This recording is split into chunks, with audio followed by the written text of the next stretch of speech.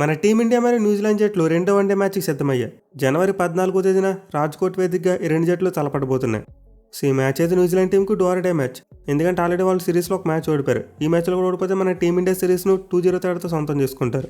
దీంతో ఈ మ్యాచ్లో న్యూజిలాండ్ టీం కంబ్యాక్ ఇచ్చి సిరీస్లో ఎలాగో ఉండాలని చూస్తారు.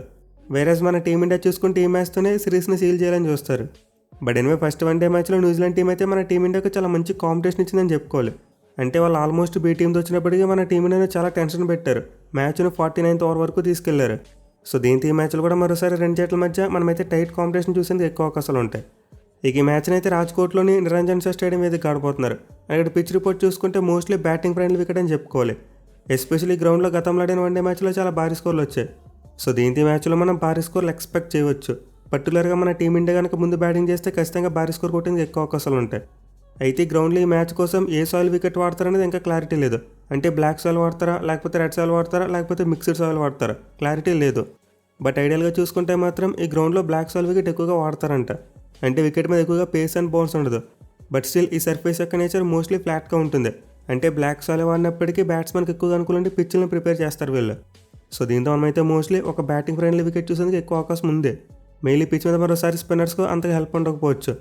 అంటే ఫస్ట్ వన్డే మ్యాచ్లో అలా అయితే పిచ్ కొంతవరకు పేస్ బౌలర్స్కి అనుకూలించిందో అలాంటి కైండ్ ఆఫ్ వికెటే చూస్తాం. మరి ముఖ్యంగా పేస్ వేరియేషన్ అలాగే కట్టర్స్ ఎవరైతే బాగా ఎగ్జిక్యూట్ చేస్తారో ఆ పేసర్స్కు బాగా అనుకూలంగా ఉంటుంది. అండ్ ఆల్సో లాస్ట్ మ్యాచ్ కండిషన్స్తో పోలిస్తే ఈ గ్రౌండ్లో డ్యూ పడేందుకు ఎక్కువ అవకాశాలు ఉంటాయి. సో మనం గత మ్యాచ్లో చూసుకుంటే డ్యూ అనేది మరి ఎక్కువగా పడలేదు. దీనివల్ల సెకండ్ హాఫ్లో కూడా న్యూజిలాండ్ బౌలర్స్కి మంచి బౌలింగ్ పడింది. ఎస్పెషల్లీ మ్యాచ్ ప్రోగ్రెస్ అయ్యే కొద్దీ పిచ్ అనేది కాస్త క్విక్నప్ అయ్యింది. అయితే రాజ్కోట్లో చూసుకుంటే మాత్రం డ్యూ కాస్త ఎక్కువగా పడే అవకాశాలు ఉంటాయి. దీంతో మ్యాచ్ సెకండ్ హాఫ్లో స్పిన్నర్స్ బాల్ గ్రిప్ చేయడం చాలా కష్టంగా మారిపోద్ది. At the same time first హాఫ్లో చూసుకున్నా సరే స్పిన్నర్స్కి మరి అంత ఎక్కువగా హెల్ప్ దొరకపోవచ్చు. మరీ స్లో వికెట్ ఇస్తే తప్ప ఈ మ్యాచ్లో స్పిన్నర్స్ అంత పెద్ద రోల్ ప్లే చేయకపోవచ్చు. ఇక ఈ గ్రౌండ్ యొక్క స్టాట్స్ విషయానికి వస్తే ఇప్పటివరకు కేవలం 4 వన్డే మ్యాచ్లు మాత్రమే జరిగాయి. అండ్ 4 వన్డే మ్యాచ్లో ఫస్ట్ బ్యాటింగ్ చేసిన టీం 4 మ్యాచ్లు గెలిచేశారు. చేసింగ్ చేసిన టీం ఒక్క మ్యాచ్లో కూడా గెలవలేదు. అలాగే గ్రౌండ్లో ఫస్ట్ ఇన్నింగ్స్ యావరేజ్ స్కోర్ చూసుకుంటే 322 రన్స్కి ఉంది. సో క్లియర్లీ స్టాట్స్ బట్టి చూసుకుంటే ఇది ఒక హై స్కోరింగ్ విండో అని తెలుస్తుంది. అలాగే ఫస్ట్ బ్యాటింగ్ చేయడం ది బెస్ట్ ఆప్షన్ మనకి క్లియర్గా అర్థమవుతుంది. మెయిన్లీ ఫస్ట్ బ్యాటింగ్ చేసిన టీం ఆ 340 లేదా 350 రన్స్ కొట్టగలిగితే ఖచ్చితంగా మ్యాచ్ గెలిచేందుకు ఎక్కువ అవకాశాలు ఉంటాయి. సో నార్మల్గా చూసుకుంటే డ్యూ అయినప్పుడు ఎక్కువగా టాస్ గెలిచేంటే ముందుగా ఫీల్డింగ్ తీసుకోవడానికి ట్రై చేస్తారు. బట్ ఈ గ్రౌండ్లో చూసుకుంటే మాత్రం ఫస్ట్ బ్యాటింగ్ చేయడమే బెటర్ అనిపిస్తుంది. బట్ ఎనివే ఈ టాస్ డిసిషన్ అనేది పూర్తిగా కండిషన్స్ మీద ఆధారపడి ఉంటుంది. అంటే మ్యాచ్ ముందు రోజు నైట్ చూస్తారు. డ్యూ మరి ఎక్కువగా పడింది అనుకోండి ముందు ఫీల్డింగే తీసుకుంటారు. లేదు డ్యూ తక్కువ పడుతుంది అంతలా ఎఫెక్ట్ చేయట్లేదు అనుకుంటే ఖచ్చితంగా ముందు బ్యాటింగ్ చేయడమే బెటర్. ఇక ఈ గ్రౌండ్లో మన టీమిండియా రికార్డ్ చూసుకుంటే అంత మంచిగా కనిపించట్లేదు. ఆడిన 4 మ్యాచ్లో మన వాళ్ళు ఒక్కటే గెలిచారు, 3 ఓడిపోయారు. సో దీంతో ఈ మ్యాచ్లో మన టీమిండియా కాస్త జాగ్రత్తగా ఆడాలి. ఎందుకంటే గతంలో ఈ గ్రౌండ్ మనకు అంతలా అచ్చు రాలేదు. పైగా న్యూజిలాండ్ టీంతో ఫర్ ది ఫస్ట్ టైం ఈ గ్రౌండ్లో మ్యాచ్ ఆడబోతున్నారు. సో మన టీమిండియా అయితే వన్డే ఫార్మాట్లో గతంలో ఈ గ్రౌండ్ అంతలా అచ్చు రాలేదు. మరి ఈ మ్యాచ్లో ఏమైనా దాన్ని మారుస్తారో లేదో వేచి చూడాలి. ఇక ఈ మ్యాచ్ యొక్క వెదర్ రిపోర్ట్ విషయానికి వస్తే వర్షం పడడానికి ఏమీ లేదు. మనమైతే ఫుల్ మ్యాచ్ను ఎటువంటి బ్రేక్స్ లేకుండా చూడొచ్చు. ఇక టీమ్స్ విషయానికి వస్తే న్యూజిలాండ్ టీం ఫస్ట్ వన్డే మ్యాచ్లో చాలా బాగా పెర్ఫామ్ చేసింది. ఎస్పెషల్లీ వాళ్ళకి బ్యాటింగ్లో 3 ప్లేయర్స్ 50 కంటే ఎక్కువ రన్స్ కొట్టారు. అది కూడా టాప్ 4 బ్యాట్స్మెన్లో 3 బ్యాట్స్మెన్ ఈ గంట సాధించడం చూసాం. సో న్యూజిలాండ్ టీం యొక్క టాప్ ఆర్డర్ అయితే సాలిడ్గానే కనిపిస్తుంది. మెయిన్లీ డారెల్ మిచెల్కు మన టీమిండియా మీద చాలా మంచి రికార్డు ఉంది. అతడి చివరిగా మన టీమిండియా మీద ఆడిన 5 మ్యాచ్లు చూసుకుంటే 4 సార్లు 50+ స్కోర్స్ కొట్టాడు. అలాగే మనం ఫస్ట్ వన్డే మ్యాచ్ ప్రివ్యూ అప్పుడు కూడా చెప్పుకున్నాం డివాన్ కాన్వేకి ఇండియాలో మంచి రికార్డు ఉందని చెప్పి. సో దీంతో మరోసారి న్యూజిలాండ్ టీంకి 2 బ్యాట్స్మెన్ చాలా కీలకమవుతారు. కానీ మిగతా బ్యాట్స్మెన్ విషయానికి వస్తే మాత్రం అంత చెప్పుకోదగ్గ ప్రదర్శన ఇవ్వలేదు.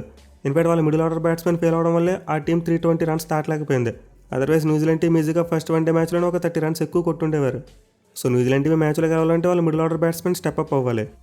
ఇక బౌలింగ్ విషయానికి వస్తే ఫస్ట్ వన్డే మ్యాచ్లో వాళ్ళకి కేఎల్ జామిసన్ లోన్ వారియర్ అద్భుతమైన బౌలింగ్ చేశాడు. దీంతో మరోసారి ఖచ్చితంగా న్యూజిలాండ్ టీం అతని మీద ఆశలు పెట్టుకుంటుంది. బట్ మిగతా బౌలర్స్ చూసుకుంటే మాత్రం అంత చెప్పుకోదగ్గ ప్రదర్శన ఇవ్వలేదు. మెయిన్లీ డెబ్యూ చేసిన పేస్ బౌలర్ క్లార్క్ అలాగే ఆదిత్య అశోక్ ఇద్దరు కూడా ఎక్కువ రన్స్ ఇచ్చేశారు. సో దీంతో ఈ మ్యాచ్లో న్యూజిలాండ్ టీం బౌలింగ్ విషయంలో మార్పులు చేసేందుకు అవకాశాలు కనిపిస్తున్నాయి.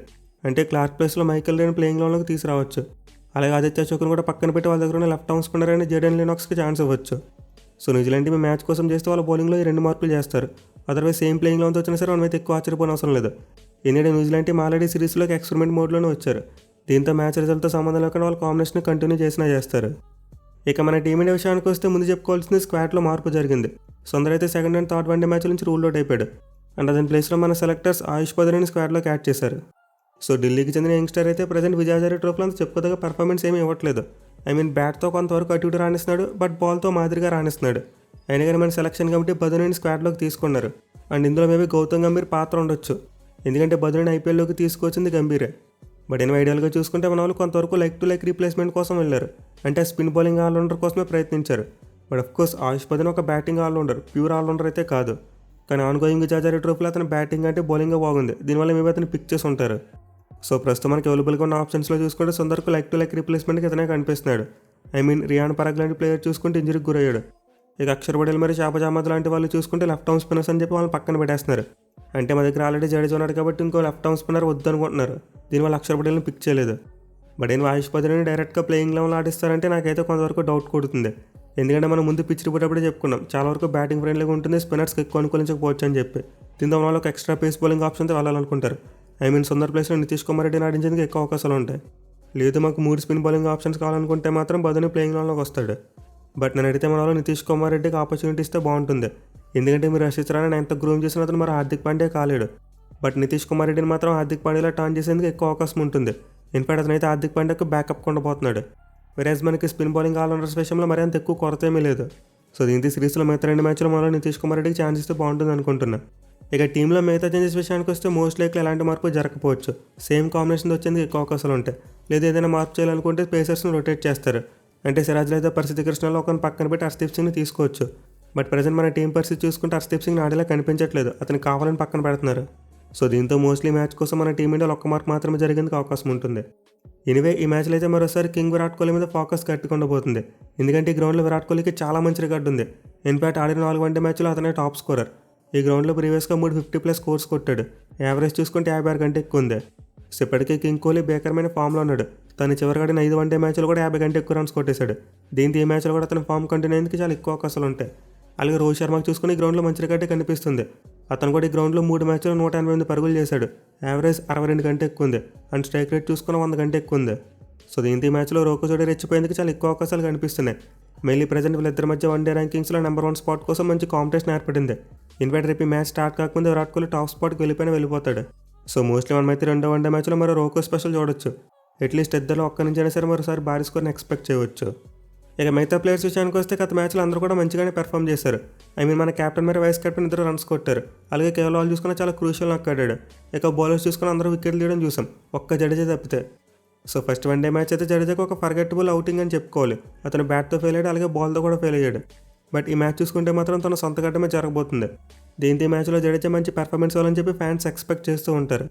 అలాగే గత మ్యాచ్లో మన పేస్ బౌలర్స్ చూసుకుంటే పవర్ ప్లేలో ఒక వికెట్ కూడా తీయలేకపోయారు. అండ్ ఇలాంటిది ఆల్మోస్ట్ 13 వన్డే మ్యాచ్ల తర్వాత జరిగింది. సో మన టీమిండియా పేస్ బౌలర్స్ అయితే ఈ మ్యాచ్లో పవర్ ప్లేలో వికెట్లు తీయడం మీద ఫోకస్ పెట్టాలి. అదర్వైజ్ మరోసారి న్యూజిలాండ్ ఓపెనర్స్ రెచ్చిపోవచ్చు. ఇక ప్లేయర్ బ్యాటిల్స్ విషయానికి వస్తే ఆబ్వియస్లీ మరోసారి roko versus Kyle Jamieson. First one day మ్యాచ్లో చూసాం, కైల్ జామిసన్ అద్భుతమైన బౌలింగ్ చేసి రోకోను అవుట్ చేశాడు. ఇన్ఫాక్ట్ మరో 2 వికెట్లు కూడా తీసుకున్నాడు. సో కైల్ జామిసన్కి అయితే బోత్ రోహిత్ శర్మ విరాట్ కోహ్లీ ఇద్దరి మీద మంచి రికార్డు ఉంది. ఎస్పెషల్లీ రోహిత్ శర్మకి ఎగనెస్ట్గా చూసుకుంటే 3 మ్యాచ్లు అతను 2 సార్లు అవుట్ చేశాడు. అది కూడా 44 బంతుల్లో కేవలం 33 పరుగులు మాత్రమే ఇచ్చాడు. అలాగే విరాట్ కోహ్లీకి ఎగనెస్ట్గా చూసుకున్న మంచి రికార్డు కనిపిస్తుంది. అతను 4 ఇన్నింగ్స్లో ఒక్కసారి అవుట్ చేసినప్పటికీ 28 బంతుల్లో కేవలం 12 పరుగులు మాత్రమే ఇచ్చాడు. Which means Kohli Jamieson bowling ఆడేందుకు చాలా స్ట్రగుల్ అవుతున్నాడు. సో దీంతో ఈ మ్యాచ్లో రోకో జోడీ కైల్ జామిసన్ ఎలా కౌంటర్ చేస్తారనేది చాలా ఇంట్రెస్టింగ్ ఉండబోతుంది. ఇక న్యూజిలాండ్ సైడ్ నుంచి చూసుకుంటే ఆబ్వియస్లీ డారెల్ మిచెల్ మనకి డేంజర్ మ్యాన్. అతనైతే చాలా మంచి ఫామ్లో ఉన్నాడు. ఇన్ఫాక్ట్ వన్డే ర్యాంకింగ్స్లో నెంబర్ 1 స్పాట్లో ఇతను కూడా కాంపిటీషన్లో ఉన్నాడు. ప్రజెంట్ రోహిత్, కోహ్లీ అలాగే డారెల్ మిచెల్ ముగ్గురు టాప్ 3లో ఉన్నారు. సో ఈ మ్యాచ్లో డారెల్ మిచెల్ కోసం మన వాళ్ళు స్పెషల్గా ప్లాన్ వేసి రావాలి. మెయిన్ అతనికి ప్రజెంట్ మన టీమిండియాలో ఉన్న బౌలర్స్ అందరి మీద కూడా చాలా మంచి రికార్డు కనిపిస్తుంది. ఐ థింక్ గతంలో కుల్దీప్ యాదవ్ బౌలింగ్లో మాత్రమే ఒకసారి అవుట్ అయ్యాడు. అలాగే లాస్ట్ మ్యాచ్ చూసుకుంటే ప్రసిద్ధ కృష్ణ బౌలింగ్లో అవుట్ అయ్యాడు. బట్ మిగతా బౌలర్స్ ఎవరికి కూడా అతను అవుట్ కాలేదు. అండ్ ఆల్మోస్ట్ అందరు బౌలర్స్కి అగెన్స్ట్గా చూసుకుంటే 50 కంటే ఎక్కువ యావరేజ్ ఉంది అతనికి. సో ఈ మ్యాచ్లో మన టీమిండియా బౌలర్స్ డారెల్ మిచెల్ కోసం ఒక స్పెషల్ ప్లాన్ వేసి రావాలి.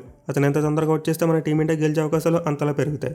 సో చూద్దాం మరి మన టీమిండియా సెకండ్ వన్డే మ్యాచ్లో గెలిచి సిరీస్ని సీల్ చేస్తారా, లేకపోతే 3వ వన్డే మ్యాచ్ని డిసైడర్గా మారుస్తారా అనేది.